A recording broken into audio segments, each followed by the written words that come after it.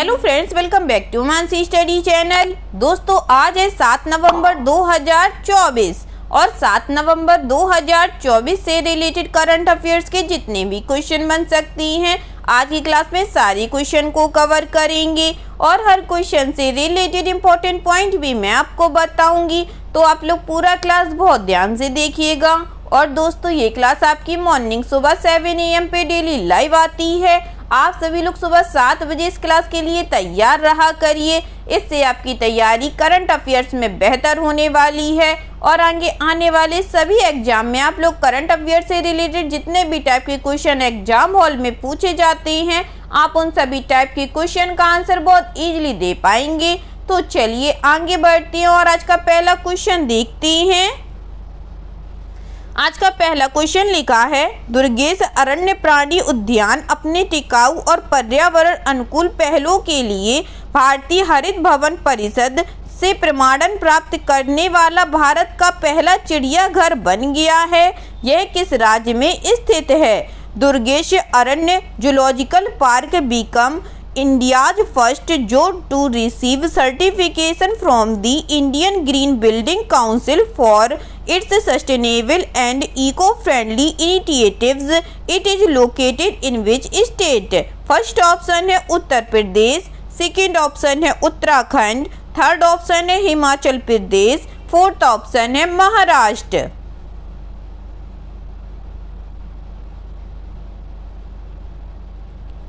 जल्दी से बताइएगा दोस्तों, इस क्वेश्चन का राइट आंसर क्या हो जाएगा? इस क्वेश्चन का जो राइट आंसर हो जाएगा फ्रेंड्स, वह है हमारा ऑप्शन नंबर सी, हिमाचल प्रदेश। चलिए इस क्वेश्चन से रिलेटेड इंपॉर्टेंट पॉइंटों को पढ़ते हैं।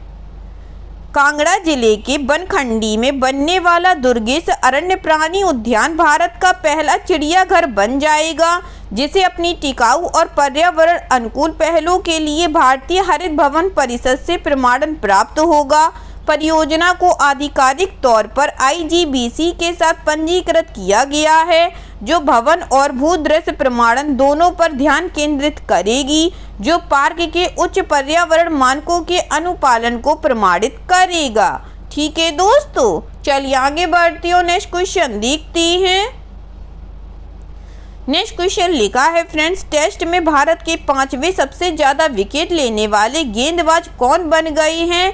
Who has become India's 5th highest wicket taker in Test? First option है ईशांत शर्मा, सेकेंड ऑप्शन है रविंद्र जडेजा, थर्ड ऑप्शन है रवि अश्विन, फोर्थ ऑप्शन है मोहम्मद शमी।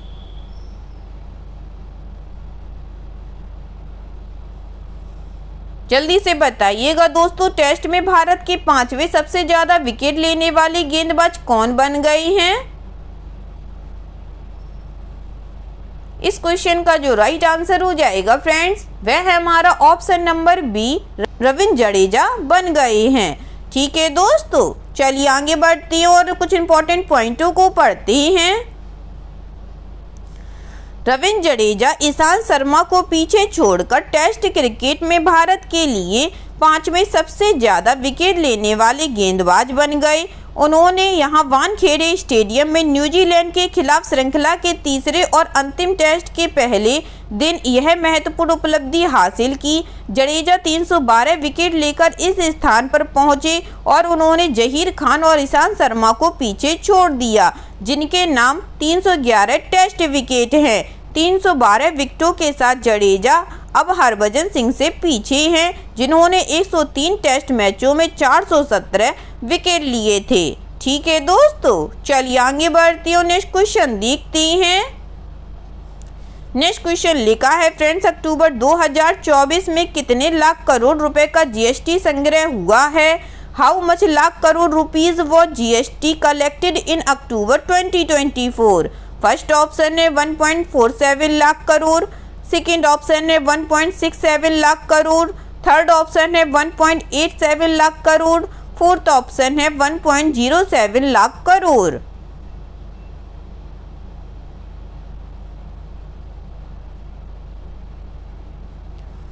बताइएगा फ्रेंड्स, अक्टूबर 2024 में कितने लाख करोड़ रुपए का GST संग्रह हुआ है?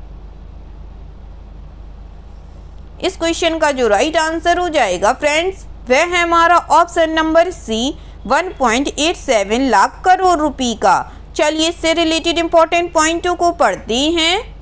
अक्टूबर में सकल वस्तु एवं सेवा कर जीएसटी संग्रह 9% बढ़कर 1.87 लाख करोड़ रुपए से अधिक हो गया, जो अब तक का दूसरा सर्वाधिक संग्रह है, जिसका मुख्य कारण घरेलू बिक्री में वृद्धि और बेहतर अनुपालन है। माह के दौरान केंद्रीय जीएसटी संग्रह 33,821 करोड़ रुपए, राज्य जीएसटी 41,864 करोड़ रुपए, एकीकृत आईजीएसटी 99,111 करोड़ रुपए और उपकर 12,550 करोड़ रुपए रहा। कुल सकल जीएसटी राजस्व 8.9% से बढ़कर 1,87,346 करोड़ रुपए हो गया। अक्टूबर 2023 में यह 1.72 लाख करोड़ रुपए था। ठीक है दोस्तों, चलिए आगे बढ़ती और नेक्स्ट क्वेश्चन देखती हैं। नेक्स्ट क्वेश्चन लिखा है फ्रेंड्स, कुश्ती में भारत की मानसी अहलावत ने अल्बानिया के तिराना में सीनियर विश्व चैंपियनशिप में महिलाओं की कौन सी श्रेणी में कांस्य पदक जीता है? In wrestling India's Mansi Ahlawat has clinched the bronze medal in the women's category at the seniors world championship in Tirana Albania. First option है 48 kg, सेकेंड ऑप्शन है 59 kg, थर्ड ऑप्शन है 52 kg, फोर्थ ऑप्शन है 60 kg।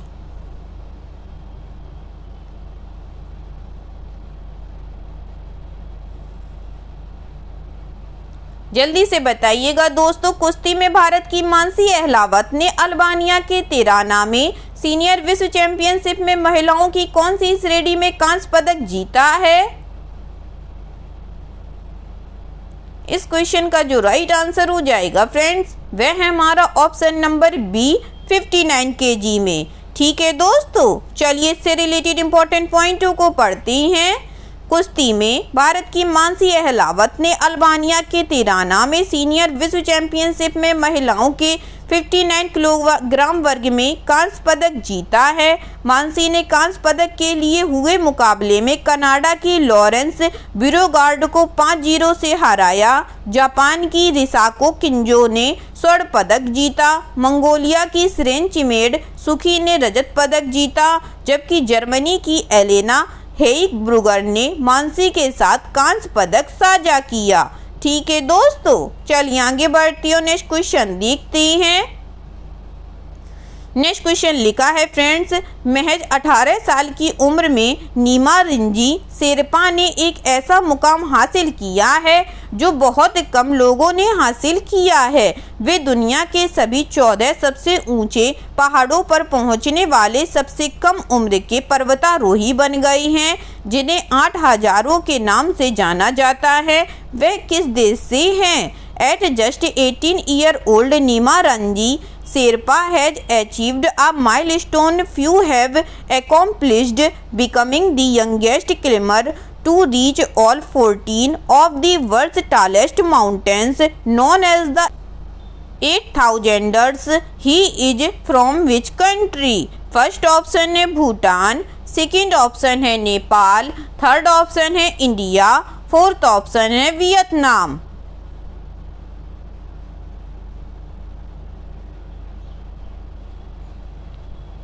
जल्दी से बताइएगा दोस्तों, इस question का राइट आंसर क्या हो जाएगा?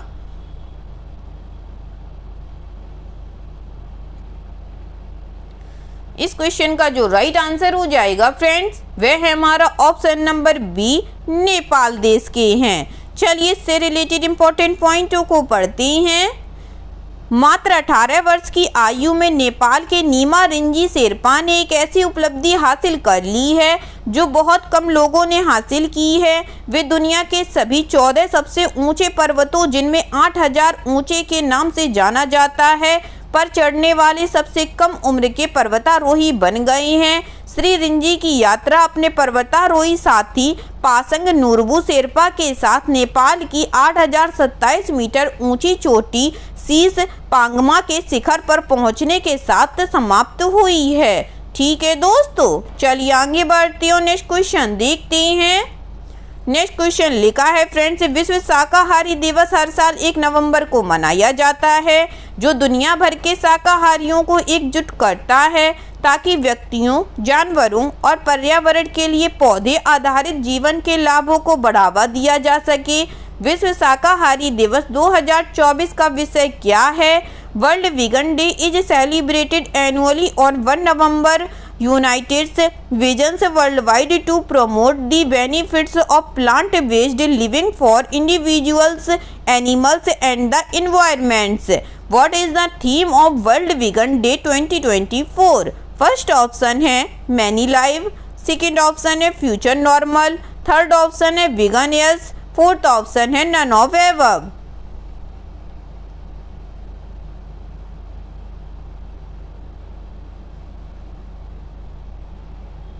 बताइएगा फ्रेंड्स, विश्व शाकाहारी दिवस 2024 का विषय क्या है?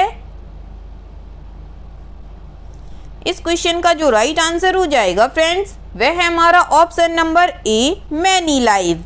चलिए इससे रिलेटेड इंपॉर्टेंट पॉइंटों को पढ़ते हैं। विश्व शाकाहारी दिवस प्रतिवर्ष 1 नवंबर को मनाया जाता है, जो व्यक्तियों, पशुओं और पर्यावरण के लिए पौधे आधारित जीवन के लाभों को बढ़ावा देने के लिए दुनिया भर के शाकाहारियों को एकजुट करता है। यह दिन लोगों को शाकाहार तथा नैतिक, पर्यावरणीय और स्वास्थ्य संबंधी चिंताओं पर इसके सकारात्मक प्रभाव के बारे में शिक्षित करने का एक अवसर है। इस साल की थीम है फ्रेंड्स, अनेक जीवन। इंग्लैंड में स्थापित वेगन सोसाइटी ने संगठन की 50वीं वर्षगांठ मनाने तथा अंग्रेजी भाषा में वेगन शब्द को शामिल किए जाने का जश्न मनाने के लिए 1994 में विश्व शाकाहारी दिवस की स्थापना की थी। ठीक है दोस्तों, चलिए आगे बढ़ते हैं, नेक्स्ट क्वेश्चन देखते हैं। नेक्स्ट क्वेश्चन लिखा है फ्रेंड्स, भारत इंडोनेशिया संयुक्त विशेष बल अभ्यास गरुड़ शक्ति 2024 का कौन सा संस्करण जकार्ता में शुरू हुआ है? Which edition of the India Indonesia joint special forces exercise Garud Shakti 24 has started in Jakarta? First option है 8th, सेकेंड ऑप्शन है 9th, थर्ड ऑप्शन है 10th, फोर्थ ऑप्शन है 11th।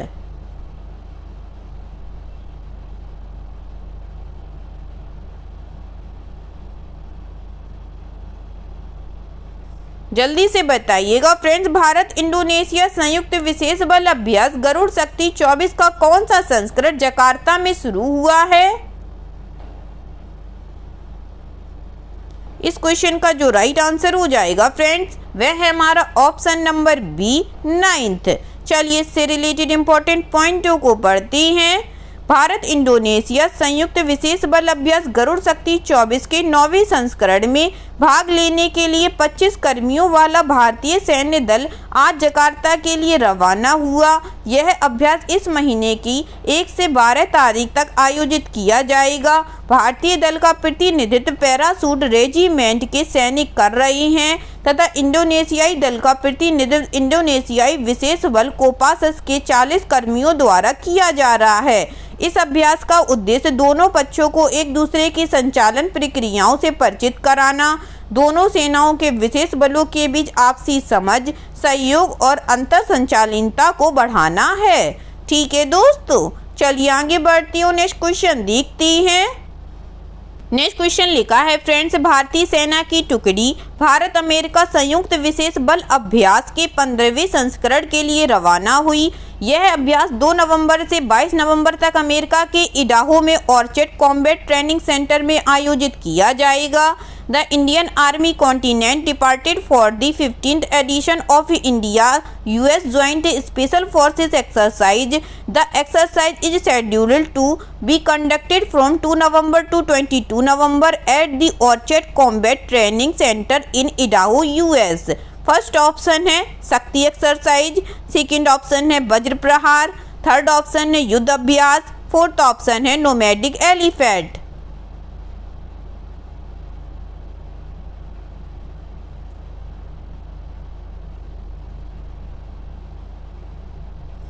जल्दी से बताइएगा दोस्तों, इस क्वेश्चन का राइट आंसर क्या हो जाएगा? इस क्वेश्चन का जो राइट आंसर हो जाएगा फ्रेंड्स वह है हमारा ऑप्शन नंबर बी, वज्र प्रहार। चलिए इससे रिलेटेड इंपॉर्टेंट पॉइंटों को पढ़ते हैं। भारतीय सेना की टुकड़ी भारत अमेरिका संयुक्त विशेष बल अभ्यास वज्र प्रहार के 15वें संस्करण के लिए रवाना हुई। यह अभ्यास 2 नवंबर से 22 नवंबर तक अमेरिका के इडाहो स्थित ऑर्चर्ड कॉम्बैट ट्रेनिंग सेंटर में आयोजित किया जाएगा। इसी अभ्यास का अंतिम संस्करण पिछले वर्ष दिसंबर में मेघालय के उमरोई में आयोजित किया गया था। यह भारतीय और अमेरिकी सेना के बीच इस साल का दूसरा अभ्यास होगा। पिछला अभ्यास युद्ध अभ्यास 2024 सितंबर में राजस्थान में आयोजित किया गया था। ठीक है दोस्तों, चलिए आगे बढ़ते हैं, नेक्स्ट क्वेश्चन देखते हैं। नेक्स्ट क्वेश्चन लिखा है friends, multi commodity exchange of India के प्रबंध निर्देशक और मुख्य कार्यकारी अधिकारी के रूप में किसे नियुक्त किया गया है? Who has been appointed as the managing director and chief executive officer of Multi Commodity Exchange of India? First option है अंशिका वर्मा, सेकंड ऑप्शन है प्रवीणा राय, थर्ड ऑप्शन है पारुल त्यागी, फोर्थ ऑप्शन है निकिता सिंह। जल्दी से बताइएगा दोस्तों, multi commodity exchange of India के प्रबंध निर्देशक और मुख्य कार्यकारी अधिकारी के रूप में किसे नियुक्त किया गया है?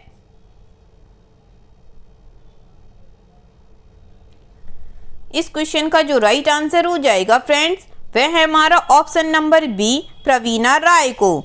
चलिए इससे रिलेटेड इंपॉर्टेंट पॉइंटों को पढ़ते हैं। प्रवीणा राय को multi commodity exchange of India का प्रबंध निर्देशक और मुख्य कार्यकारी अधिकारी नियुक्त किया गया है। एमडी और सीईओ के रूप में उनका कार्यकाल 5 वर्ष का है। 3 दशकों से अधिक के अनुभव के साथ राय भारत के वित्तीय क्षेत्र में एक प्रमुख व्यक्ति हैं, जिन्होंने डिजिटल और रणनीतिक प्रगति में उल्लेखनीय योगदान दिया है। एमसीएक्स में शामिल होने से पहले राय ने भारतीय राष्ट्रीय भुगतान निगम में मुख्य परिचालन अधिकारी के रूप में कार्य किया, जहां उन्होंने व्यवसाय परिचालन और तकनीकी रणनीतियों को तैयार करने और संगठन के उद्योग प्रभाव को आकार देने में महत्वपूर्ण भूमिका निभाई है। ठीक है दोस्तों, चलिए आगे बढ़ते हैं और आज का लास्ट क्वेश्चन देखते हैं। आज का लास्ट क्वेश्चन लिखा है फ्रेंड्स, राजेश कुमार सिंह ने रक्षा सचिव का पदभार संभाला, वह किसका स्थान लेंगे? Rajesh Kumar Singh took over as defence secretary, he succeeds. First option है तुहिन कांता पांडे का, सेकंड ऑप्शन है टीवी सोमनाथन का, थर्ड ऑप्शन है दीप्ति कौर मुखर्जी का, फोर्थ ऑप्शन है गिरिधर अरमाने का।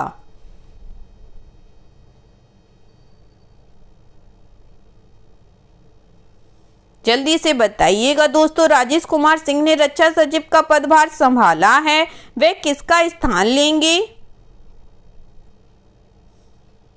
इस क्वेश्चन का जो राइट आंसर हो जाएगा फ्रेंड्स वह है हमारा option number D, Giridhar Aramane का। चलिए इससे रिलेटेड इंपॉर्टेंट पॉइंटों को पढ़ते हैं।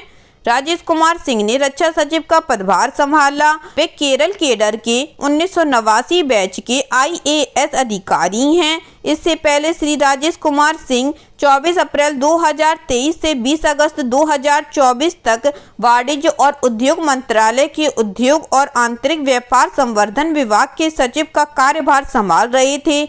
इससे पहले वे मत्स्य पालन, पशुपालन एवं डेयरी मंत्रालय के पशुपालन एवं डेयरी विभाग में सचिव के पद पर कार्यरत थे। आर के सिंह आंध्र प्रदेश कैडर के 1988 बैच के आईएएस अधिकारी श्री गिरिधर अरमाने का स्थान लेंगे, जो 31 अक्टूबर 2024 को सेवानिवृत्त होंगे। ठीक है दोस्तों, आई होप आज के सभी क्वेश्चन आप लोगों को बहुत अच्छे लगे होंगे फ्रेंड्स, और सभी क्वेश्चन से रिलेटेड इंपॉर्टेंट पॉइंट के नोट्स भी आप लोगों को बहुत अच्छे से समझ में आए होंगे। एग्जाम के नज़रिए से दोस्तों क्लास बहुत हेल्पफुल रही होगी आप लोगों के लिए। अगर आपको क्लास अच्छी लगी और सारे फैक्टों को आप लोगों ने अच्छे से समझा हो तो प्लीज़ इस क्लास को लाइक कीजिएगा, शेयर कीजिएगा और आपके अपने चैनल मानसी स्टडी चैनल को सब्सक्राइब कीजिएगा। थैंक यू सो मच दोस्तों।